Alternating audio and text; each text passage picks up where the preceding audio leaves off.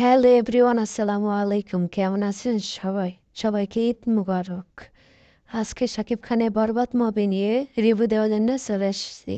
সবাই ভিডিও দেখুন এবং সাবস্ক্রাইব করুন চ্যানেলটি।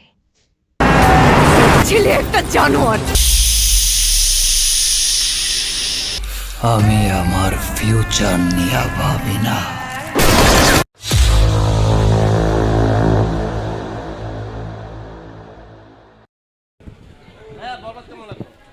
এমন ছবি নাই।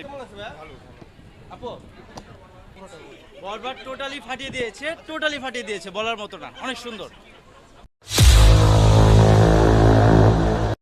এতটুকু লজ্জা হয় না?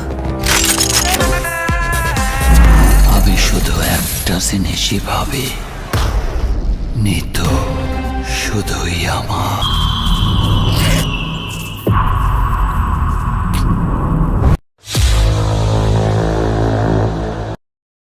আমাদের মেগা স্টার আপনি দেখেন আরিয়ান মির্জা ক্যারেক্টারটা, আপনি একবার যদি সিনেমাটা দেখে থাকেন আপনি জিজ্ঞাসা করে দেখেন সবাইকে যারা দেখছে, এই আরিয়ান মির্জা আসলে আমার কাছে মনে হয়েছে অন্য কারো দ্বারা সম্ভব না, ট্রাস্ট মি সম্ভব না।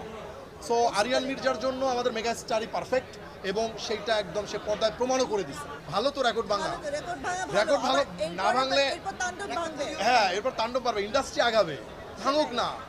এটার পরে তাণ্ডব ভেঙে দেখ বরবাদের রেকর্ড, ইন্ডাস্ট্রি আরও আগাবে। এই যে যারা প্রডিউসার আছে এরা আরও বেশি সাহস করবেন এর থেকে বড় সিনেমা বানানোর জন্য। দেন তো শুটিং করে ফেললাম, এইভাবেই হয় আর কি কাজটা আমার সাথে। মুম্বাই আসলে বেসিক্যালি গল্পের কারণেই। আপনি আমার সিনেমাটা দেখার পরে বুঝবেন যে, অথবা টিজার অথবা যে জিনিসগুলো চাচ্ছিলাম এগুলো বাংলাদেশে পসিবল হইতো না। যদি আমি আপনাকে উদাহরণস্বরূপ বলি, আপনি রোলস রয়েসটা আপনার বাংলাদেশে কোথায় পাইতেন মানে শুটিংয়ের জন্য? এইবার আমরা মিশাবাইয়ের যেই প্যালেসটার সামনে দাঁড়ানোর যে শটটা আপনারা দেখলেন, এই শটটার জন্য এই প্যালেসটা আপনারা কোথায় পাইতেন? বরবাদ সিনেমাতে কত কোটি টাকা বাজেট ছিল এটা নিয়ে অনেকেই কথা বলছে, অনেকেই জানে আবার অনেকে জানেও না। তো আপনার কাছ থেকে বলতে চাই কত কোটি টাকা বাজেট ছিল?